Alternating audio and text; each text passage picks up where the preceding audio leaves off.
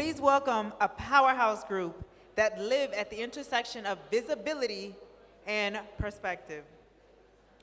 Eke Mini, also known as Eke Boss. Can we welcome them to the stage? Yes, Come give on a round of applause. now. Eke Boss.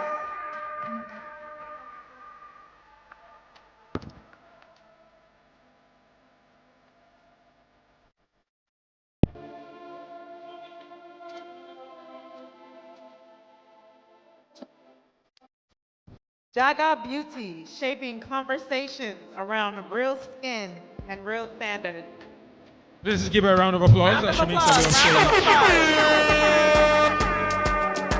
applause. Thelma Lawson, founder, strategist, and brand architect.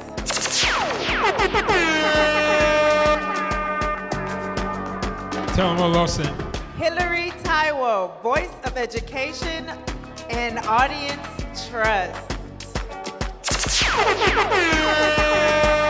And last but not least, Dr. Adora Onyi Limba, bridging clinical integrity with consumer skincare culture. Y'all give it up for them.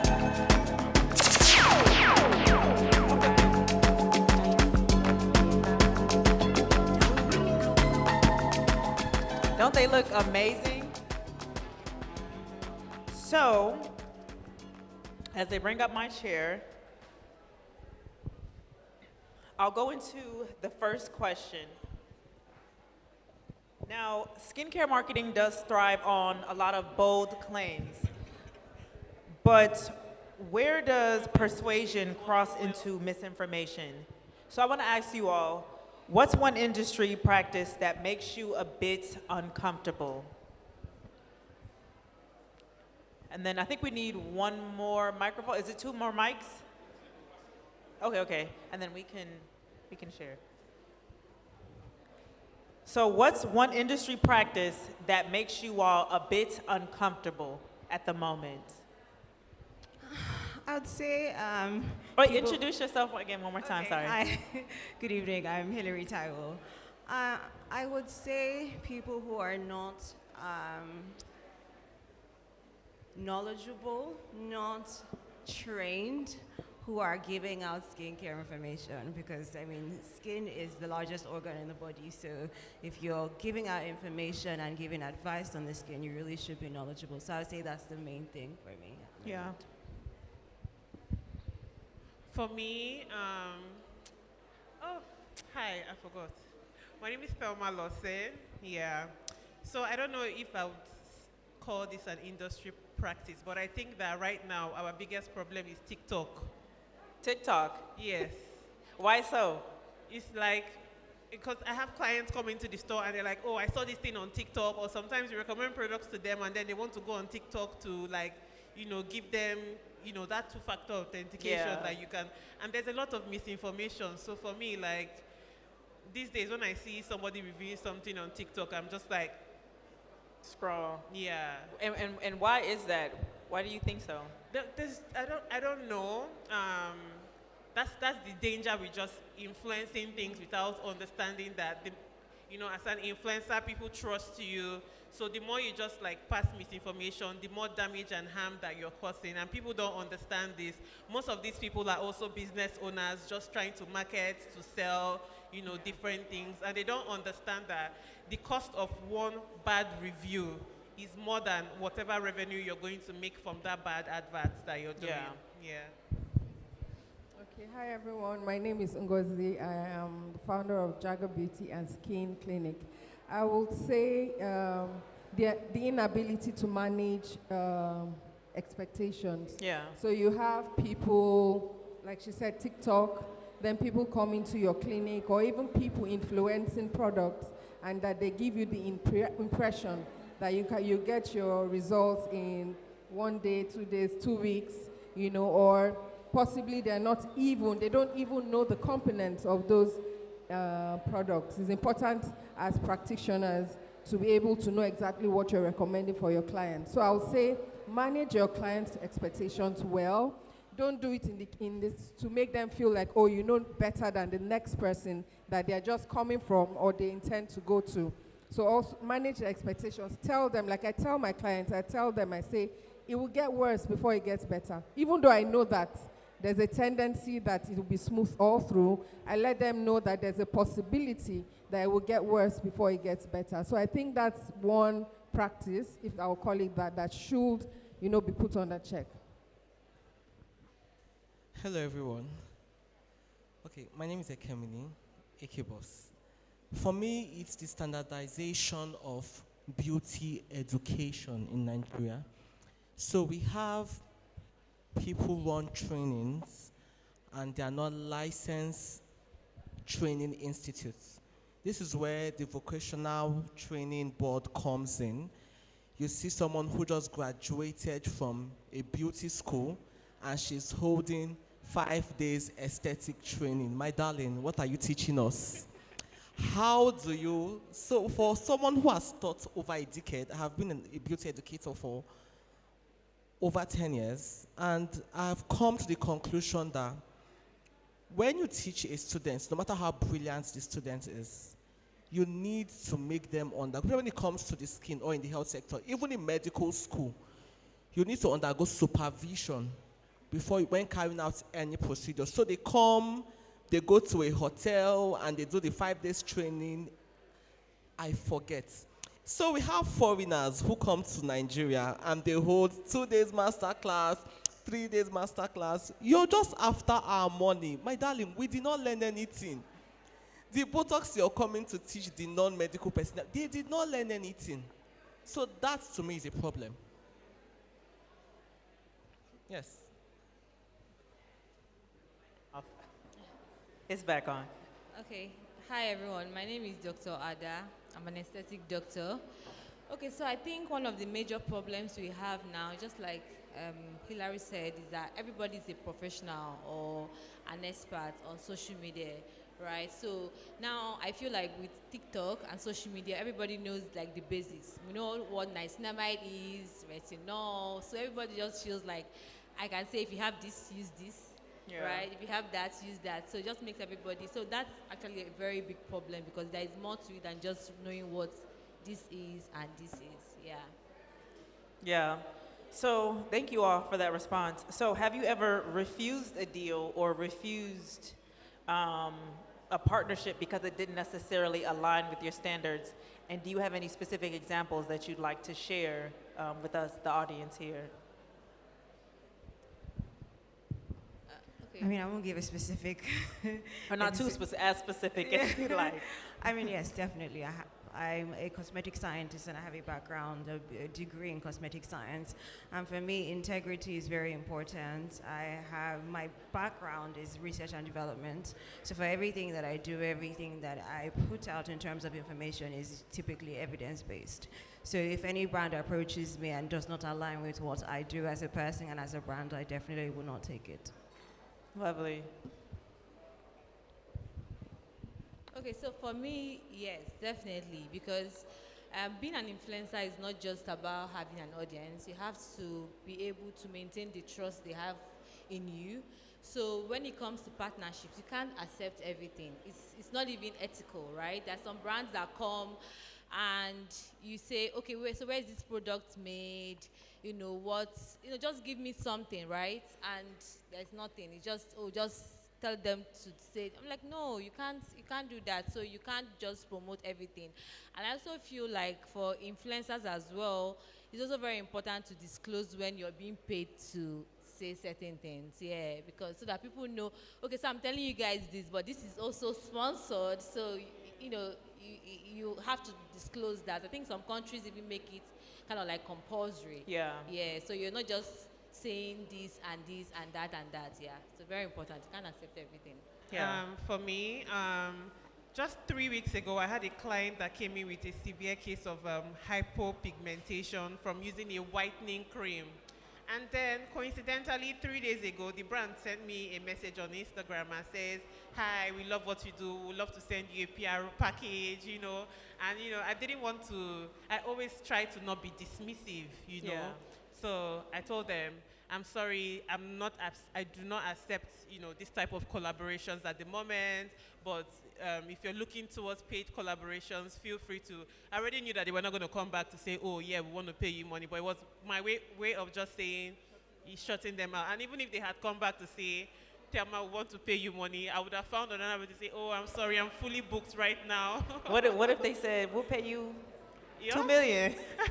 No, it's still small money now. Good answer, good So answer. I think before you even consider how much you're going to be paid, the Yes. first thing you're thinking of is the safety of your audience. Because at the end of the day, the skin is one thing that you cannot hide. If it's hair care, you can hide it under a wig. Maybe you get a patch after using a bad product. But for skin, I mean, maybe for the women, you can wear a foundation, but for how long? And the men, you can't hide it. So the first thing, your integrity, and then also, of course, the safety of your viewers, especially if you are an influencer or even an aesthetic doctor or cosmetic scientist. People believe in you for what you stand for, and the moment you say jump, they are willing to jump. So you have to be really careful. So for me, I would say, if you're in the aesthetic space and you have people following you, right? Do not lend your voice to service negative services or trends. So if a brand comes up to me and it doesn't align with my ethics of practice, first, what are the proof? How credible is your brand? Where are the results? Okay, you come and you tell me, oh, this product works for hyperpigmentation. I want to see the before and afters documented. Then what's the mechanism of operation? How does it work? What is the ingredient listing? First, you need to understand all this. And since we're in the aesthetic space, we have a lot of brands bring PRO packages. Someone has brought 7 days whitening products. So now you've not used this product and you come online, you come on TikTok and you tell them, okay, this product is going to clear your, you've serviced negativity with your platform, and it would always come back because you will lose trust of your followers. I think that's amazing to note, especially the ethics and the responsibility of the influence that you all have here. So my next question is, do you all feel as though once you're a content creator and you get to a certain threshold, 200,000, 500,000, a million plus, are you an influencer, or are you now a gatekeeper of public health? What are you all's thoughts on that? So essentially, having a large following and you're discussing, and you are essentially really like the gateway into people's education, or first time they're even hearing about certain products or certain active ingredients. Do you all feel as though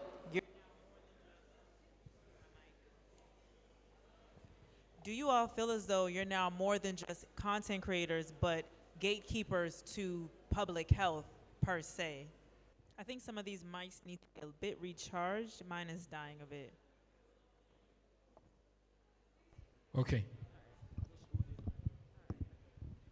Okay, it's interesting because I did not start off as an influencer. In fact, it was not the plan. The life chose you. I just have a background in cosmetic science. I love research and development. I love reading. I love new information. And for me, it's passion as well. So I was just giving out information. Also knowing that there's a lot of misinformation in the industry is something that bothered me a lot. So I would do research and come out and with videos to counter certain things, and I guess that's how influence came in. So I would say for me, it's about my passion, integrity, and the background that I have first before being an influencer. So just having that already, I know that certain things fall on my lap. You know, if I do see any video or any information that is unsafe, it is my responsibility to make sure that I tackle it in the way that I can.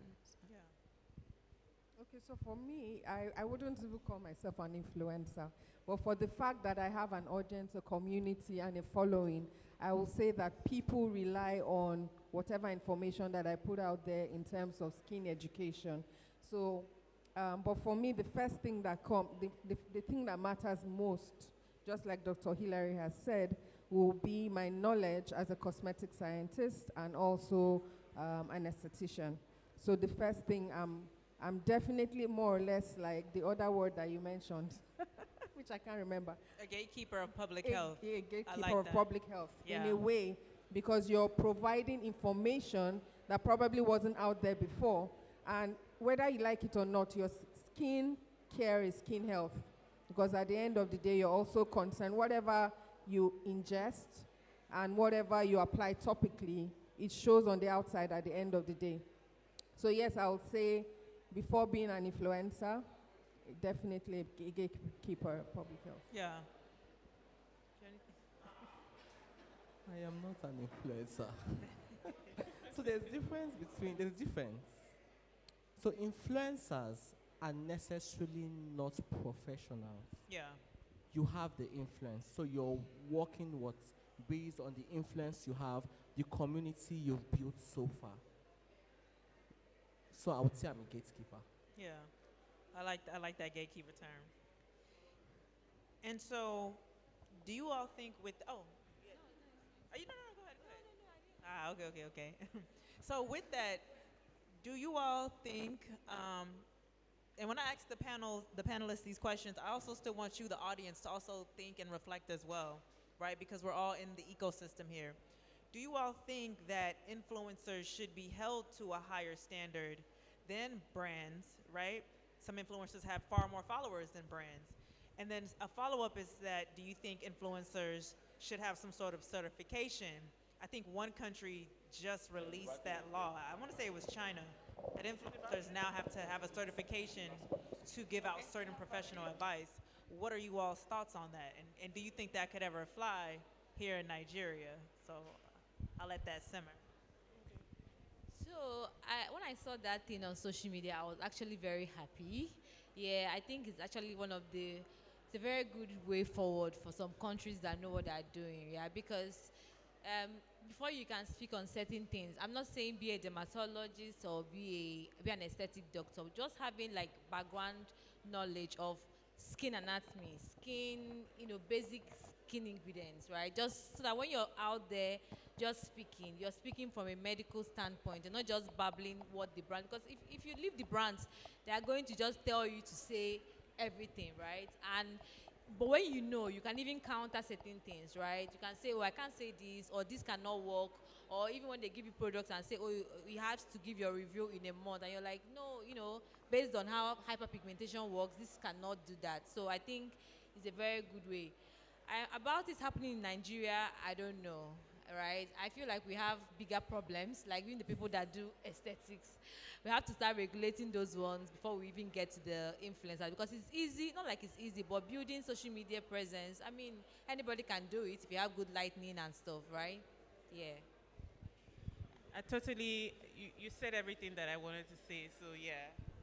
So I will say, if you're not a medical doctor, do not speak on medically related topics. You're misleading the crowd. If you're a cosmetic scientist, you're an esthetician, stick to the books. That way, it's your field, yes. No one will imagine, okay, let's imagine a fitness coach talking about GLP-1 injections. You're not a doctor. Neither are you a nutritionist. Just tell us how to carry the iron and do what we need to do. So stick to what you have papers for. You went to aesthetic school, talk about facials, talk about chemical pills. Don't talk about IV drips. Very simple. So I think a lot of influencers, they communicate based on personal experience. Like she said, most of them don't even have the certification or even knowledge, deep knowledge. So, and they come out with so much boldness. Social media has given a lot of people, boldness to just speak like an authority in different fields that they have no idea about. Maybe they just Googled it or went on YouTube. And that's very dangerous if you face a crowd and you're talking about their health or something that could endanger their lives. For instance, I have an experience with someone who years ago used a product with mercury. Now, that was years ago. She didn't know it took effect in her skin. Now, till date, she's in her late 50s. She stopped that maybe in her 20s. However, she has some reactions that show up from in her skin, from Wow. time to time. Yes. So that is how deep you sit in front of someone and you say, even the people that, I'm a bit scared up with people who have the boldness. For instance, we had a panel on body contouring.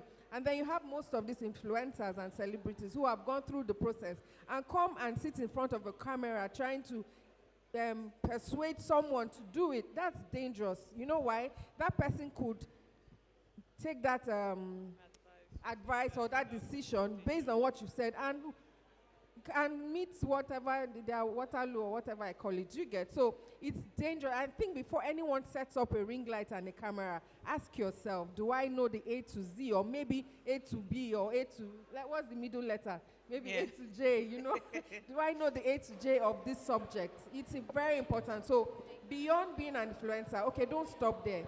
Get proper education. You don't have to practice, but you're sitting in front of millions of people. You probably will even have access to more people than most of us here who are seated in our clinics. So you need to get proper education and also ensure that at least you get some certification to an extent. And concerning the regulation, I don't think it will hurt if it happens in Nigeria, because Nigeria is the largest, I think based for social media, maybe we reach over 85% of the world, and people trust us a lot, and that's quite, very risky. It's a lot of us, yeah. Yeah, so I don't think it will hurt. If it will be, adhered to, I do not know, but at least it will be good if it's in place. Yeah. Definitely. Definitely. And so I think even going into influence online and then making sure that there's a bit of a filter when it comes to unsafe trends and unsafe suggestions. Do you all feel as though, someone had brought it up earlier, is silence is silence the same thing as being complicit, right? And do you feel like influencers will get penalized for almost being a buzzkill or a joy kill for being a voice of safety? For example, if I want to do my BBL, I don't care what you think. I want a BBL, and I'm going to do whatever it takes to get it. I don't care how much it costs. I don't care how little it costs. Do you feel as though an influencer that says, maybe you should think twice about that, do you feel like there's a bit of a penalty when it comes to, I guess, not being cool as a voice to many, if that makes sense? And that's I'm not open sure for I anyone. understood. Yeah. No, I didn't get So do you all feel as though being silent is the same thing as being complicit? Being silent as in not speaking up about what we're talking about here on this stage? That's the first question.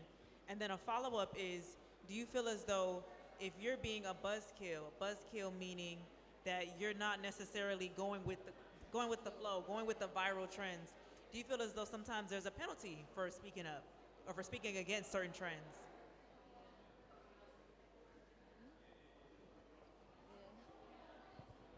When I was talking, when I was talking earlier, I said I try not to be dismissive, right? So even if there's maybe there's another influencer passing wrong information, sometimes you see another influencer to come and say or mention that person's name, or maybe start with the video of that person before they start giving their advice. Yeah. I don't think that those kind of things are necessary, Yeah.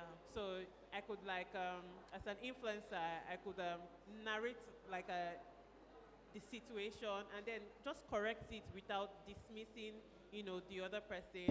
Or sometimes most of these people are misinforming people because they also do not understand. And it also helps when you're able to start up a conversation with them and then let them understand why certain things are the way they are. And then the original person who passed that misinformation can come at a later time to, correct that information. So no, you're not being a buzzkill, but how you approach these situations actually does matter. Everything doesn't have to be gra-gra. Yeah. I agree. I think to some extent, yes, silence is being complicit. Unless I don't see it, I probably won't speak on it. But typically, if I do see something that is, or see information that is unsafe, I typically would, do a video to believe you. counter it. Not necessarily mentioning the person's name, but I definitely will tackle it. Would I say that there is a penalty? There could be. I think it also depends on the kind of person you are and the authority that you carry. Because I know when I started, people used to call me the one who would break tables because there's nothing that I wouldn't tackle. But I mean, I wouldn't say that there was a negative effect per se on me. I think that actually helped me, the fact that I was somebody who knew what I was saying and I stood on everything that I believed in. So yeah.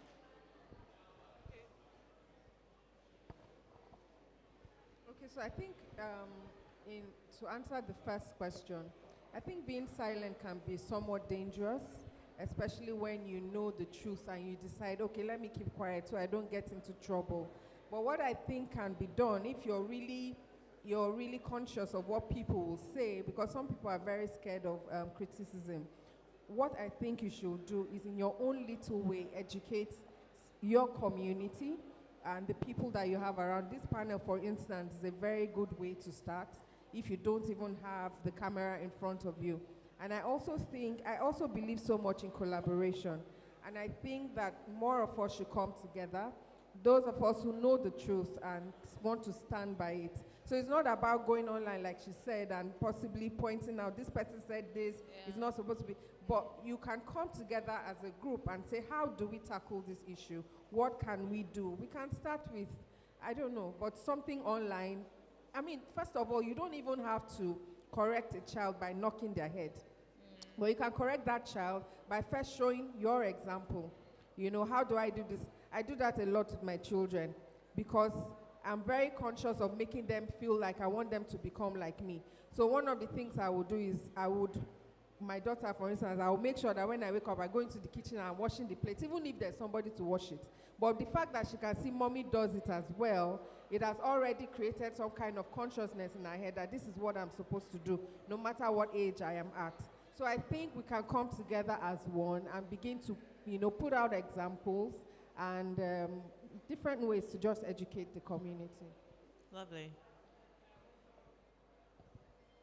I also want us to know that in as much as there are no regulatory bodies directly penalizing us for misinforming people, just have it at the back of your mind that when you misinform people about a product and they use it, that and it doesn't give them the results that you told them it to give them, that gives you a bad review, a bad customer, and a bad customer, honestly, is a business liability. So before you think about putting out something to people, think about if it will work for them exactly the way you mentioned it, because if it would not, in the long run, you're just going to run into more problems, over explaining. So instead of misinforming people just to sell something, just highlight the product benefits, but don't sell over expectation to the crowd.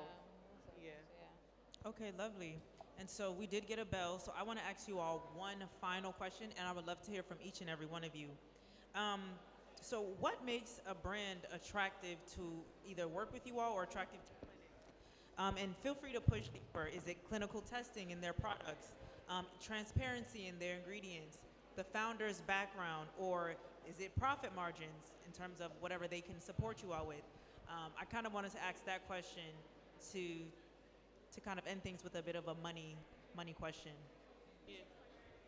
Okay, so the question is, what makes a brand attractive to either you as an individual to work with them or attractive to your clinics or businesses that you're running? Is it more so clinical testing, if their clinical testing is really effective, such as La Roche-Posay, for example? Is it ingredient transparency, being that we're all ethical here, that's pretty much what I've gotten here. Is it the founder's background, you really love what the founder is doing? Or is it something like profit margins that ideally would benefit you, the person that's partnering with them? So you can feel free to answer it how you want, but I wanted to hear from each and every one of you what your big 3 things are if you want to work with a brand or a clinic. Okay, one thing I always look out for is compliance. Like, let's say it's a Nigerian brand. Are you NAFDAC registered? If you go that extra mile, I'll know that you're really serious. You want to give people value. Another thing that I look at, I don't jump on trending products. I could come across an unfamiliar product, but if I look at the ingredient list and how that product is labeled, because sometimes brands market through wrong product labeling. they can tell you this is an acne treatment cream, and then you go through the ingredient list, and you're seeing niacinamide, but like that's not like an acne specific ingredient. So why did you put acne treatment on the product package, you know? Yeah. So I look at if the brand's labeling, if the ingredients match the brand's labeling, and I also, go further to ask them questions to see if they also understand what they are putting out in the market. And then, again, attractive packaging, I look at these things here. Yeah, big deal. Yeah, so I would say definitely clinical studies. So it depends. If it's a global brand, things like clinical studies, are they very big on research and development, formulation parameters, claims, things like that for international brands. For Nigerian brands, I would typically look at the founder for starters, and packaging, ingredients list, just making sure that you're very transparent, because I find that something, I'm a retailer first before I'm an influencer, by the way, and one of the things that I get, or one of the complaints that I get, is I don't carry a lot of Nigerian brands. And it's not because I don't want to, I'm not supportive. As a cosmetic scientist, I understand how much goes into formulating a product, even with like product packaging, things like reactions can happen between them, and a lot of Nigerian brands don't pay attention to these things. And when I get approached by some of them and I ask for things like, have you done your safety testing, have you done stability testing, and just minor things like that, and they just Very vanish. expensive. And they typically just vanish. So for me, those things are very important. Yes. Nice, nice. Okay, so being a brand owner myself, I would say the first thing you start with is the packaging. And I mean, you can have all the ingredients right on your product and be a certified cosmetic scientist or formulator, and then your packaging is zero. Nobody will touch it. Nobody that I know here will touch it. But I can also say that packaging is very expensive here in Nigeria, so we do our best. But aside the packaging, because that's not the main thing, because the first thing is you want to attract the person to you. The next thing is being very transparent. Like she said, you have a product for acne and you have niacinamide. As a cosmetic scientist, what we've been taught is when you want to read a label, if you notice that the major ingredient that you need for that product is not among the top 5, then just know that that product is not going to solve the issue for you. So what you need to do is to be transparent with your community, your customers. You don't necessarily have to put salicylic acid 5%, like the ordinary does and the good molecule does, but you have to ensure that your product does what it says it's going to do. Because even if you can't get a NAFDAC certification, because trust me, we have a lot of good brands that can't get a NAFDAC certification because it takes us years. It took me 2 years to get NAFDAC certification for our products. And now, guess what? It's expired, and it's taking us another almost 2 years to just, what they call that thing? Renew. It's crazy. So I think from branding, then be transparent. Nice, nice. Thank you, thank you. These are great answers, by the way. Okay, so for me, to work with a brand, clinical trials, what are the before and after? I'm a preacher of evidence-based practice. So what are your before and after? 2, is business, profit margin. 3, do you offer trainings? So trainings on how to use your products. This includes professional products and products for retail recommendations. Do you offer trainings on how to combine your products to get effective results? And for someone who is in practice, this should be very, very important to you. Beyond the profit margin, you should also look at evidence, documented clinical trials, and also, I want to work with a brand that sells cheaper to the retailers. Yes, because that's bad business. So if you're selling to me at 20, let's say you're selling to me at 20 naira, then if you want to sell to the final consumers, you can sell at 30. You can't sell to me at 20 and you're selling to the final consumer at 15. That's not business. Yes. I like that. That was good. Okay, so for me, what makes a brand attractive? So there are several things, right? First of all, let's say you approach me for a hyperpigmentation product, right? And I go check out the brand, and you have some values that are a bit questionable. For example, you have a whitening cream. Even if the way you're trying to tell me to promote is not whitening, I'm not going to work with the brand. I just feel like our values don't really align, right? So that cancels it. Then the second thing, like she said, is the package. And this is one of the problems with, I don't want to say Nigerian brands, because she said it's expensive. But I really just feel like, I think there's been a lot of improvements, right? Unlike those days where they just make something in a white bottle and just tell you to guess, yeah. But now a lot of people are really doing a lot of good work in just packaging and making it just look very attractive, so that I would want to pick it up the shelf when I go there, right? Then also, I think everybody has mentioned the clinical studies, right? Even though that also is expensive, small business owners might not really have the funding to start doing trials, but that's really, even if it's not on a big scale, just getting a group of 10 people and say, you know what, don't use any other thing, use this serum and do a proper before and after, not like the ones TikTok people do, that they do light and everything. So I think these are the things that make me really, because once I believe in a brand, I will carry it on my head, I will say these things, so that when I tell you, I'm telling you for a fact that this would work, right? And yeah, that's it. All right, and Saved by the Bell. So we wanted to do 2 quick questions. This is our last panel, so this is your last chance for today to get all of your questions out. Okay. So we have one over here and one more, if anyone has another question. Can I? Okay. Good evening, everybody. So my name is Oluchi, and I have a question to Miss Hillary. Congratulations on your store, by the way. So I'm interested in building credibility in the skincare industry as a small-time vendor. And I'm looking to get certified so I would be able to give knowledge-based advice, right? So what kind of trainings or certifications would you advise I go for? And just to build my brand on credibility and myself as a business owner. Okay. Do we take the questions all at I once? think that might just be the, oh wait, there's one more question. We have a few questions, and you have. Good evening, everyone. My name is Titilayo. So as a business person, how would you say we should cope when it comes to choosing certain products? Because these days we see that most products in the market, and moreover, products comes out every day, almost every day, every AK market day, like I say. So most times you see products like whitening these.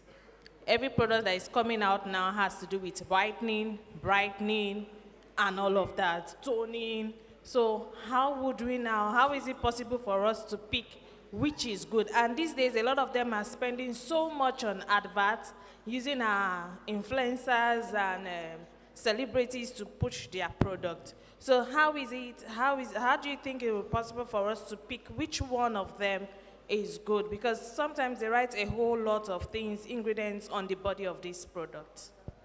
Can you say that question one more time? What was your question again? In layman's terms? As vendors, how do you think it will be easy for us to pick products that are in the market now? A whole lot are in the market. What would be your suggestion on how we should pick products? Yes, especially when we are selling to people, because there are a lot of products that are all whitening, lightening, and all of that. Okay. 2 more questions. Well, can we start to answer some of them? Should we just take? Let's answer the first 2 because I'm even forgetting some of the questions. So yeah, go ahead and answer the 2 questions. So I'll start by saying you need some level of education. I know that there are a few short courses. TAC, for instance, the aesthetic clinic, they have a short course in cosmetic science. Now, it's tricky because having a degree, like a BSc, which you've taken 4 years to get, and doing a short course for 3 months, you definitely will not be able to give as much advice like I would based on the amount of time it took me to study and also the experience that I have. So I would say First of all, start with a short course, and you can just keep reading, keep doing as much research. I know with cosmetic science, there is the Society of Cosmetic Scientists. They have a 1-year course which you can also take as well. There are just different things that you can, different trainings that you can get. But I would also say when you do get these trainings, still be careful to give advice on the level of information that you have, I would say. Now, going to the question of selecting products. I would say it's difficult because as a cosmetic scientist, I know how much time it takes me to go through the ingredients list, go through the formulation parameters, go through the claims, and that's also based on the knowledge that I have, the experience that I have as well. I wouldn't necessarily expect you, if you're just a retailer, you know, for skincare to know certain things. So I would say a lot of research, definitely. Research ingredients, take courses as well, just like I said. So the cosmetic science course can actually help you as well when you know how to formulate products, and you can read ingredients lists, you can match claims to the ingredients that are in there. You know that if a particular product, or sorry, a particular ingredient is in a product, and it's, for instance, salicylic acid is in a product, and it says that it's tackling acne, you know that it has to be there at a certain percentage for it to work. Yeah, so things like this, I think over time, with experience and with just reading and researching, you'll get there, but it's a lot. I'm not going to lie. It's not something that you can just wake up one day and know how to select those products. Hi, Titilayo. So I'm answering your question on how do you know what products to stock. And as someone that started selling products in the university because I just wanted extra money for myself, I started selling products based on the people that I had access to, you know. So I will not stock Eucerin and start moving from hostel to hostel to say, buy sunscreen. Uniport students will not answer me. So I first started with very affordable products. But I'm so glad that I also got to a stage where I found courage to go for a professional course. I did a cosmetic science course. My tutor is right here, Mr. AK. I did a cosmetic science course. I also did a manual facial course with Beauty Therapy Institute. And I would say it helped me a lot. So now, I stock products, number one, based on demand. Sometimes we're getting demand for a certain product. If I check the product and it's okay, like there's nothing wrong with it, with the formulations, the product labeling, and the ingredients, they match, and there have been wide range of good reviews about it. I'll stock the product based on demand.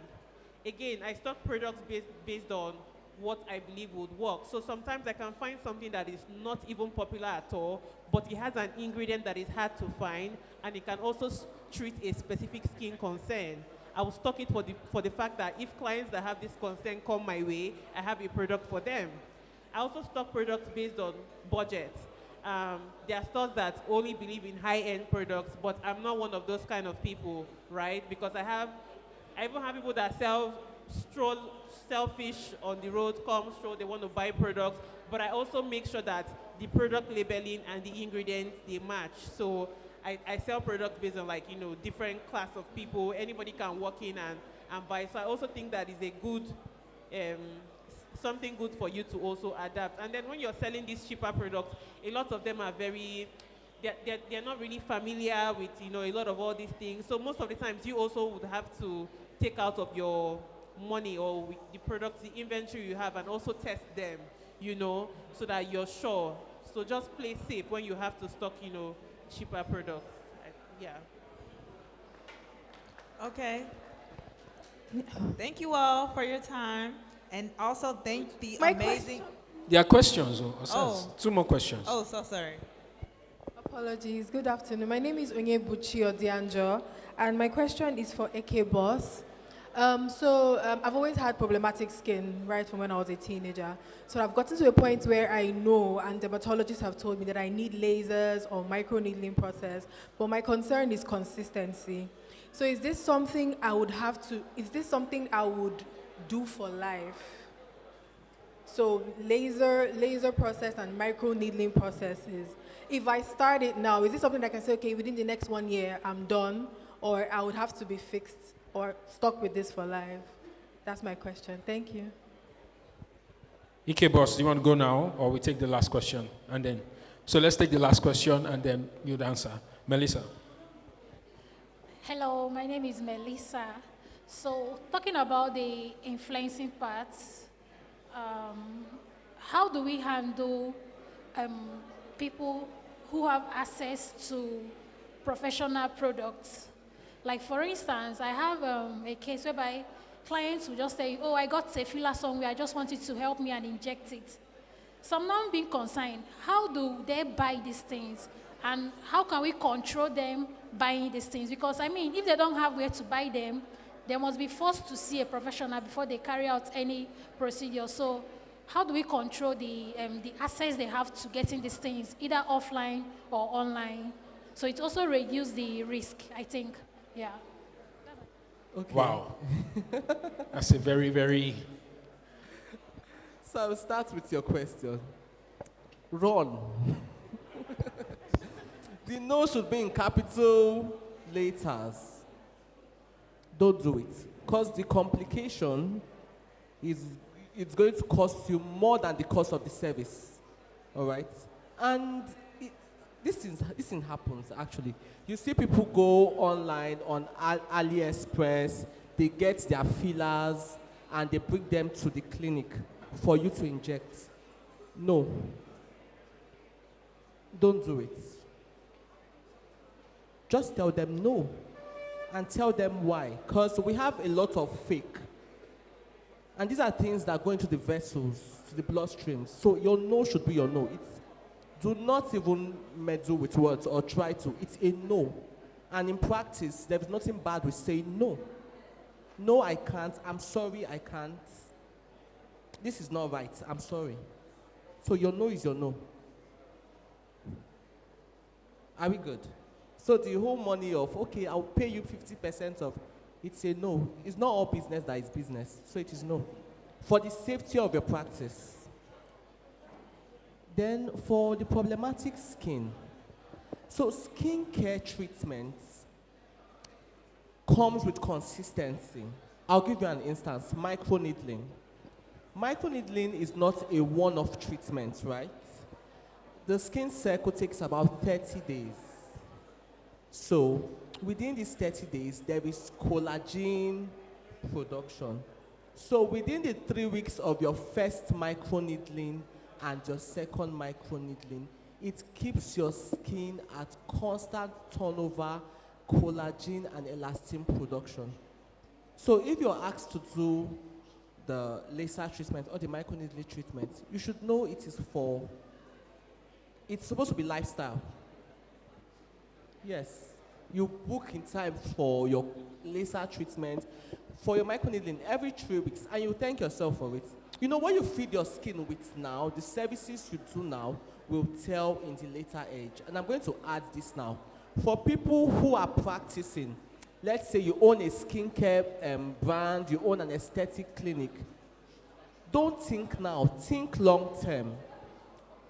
The services will bring the income, but wealth will come from referral and integrity. Do you understand?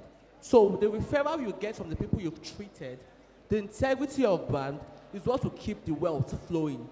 But income will just come from that one-time chemical pill, which if you did not do well, that patient will not come back.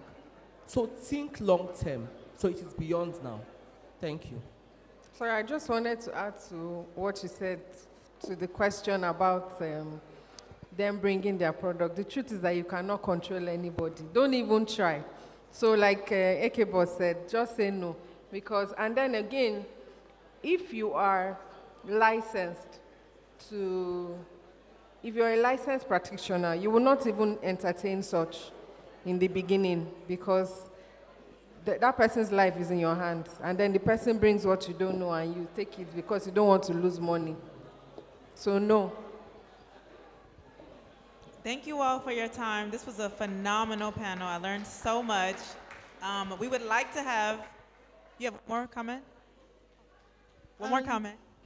If you're a medical person, sorry to add this, and you're interested in learning about injectables, you're a doctor, you're a licensed nurse, we have North American Board of Aesthetic Medicine. I'm going back to the first thing I said, where we have white people coming to the country to do 2 days training on Botox and fillers, 1 day training.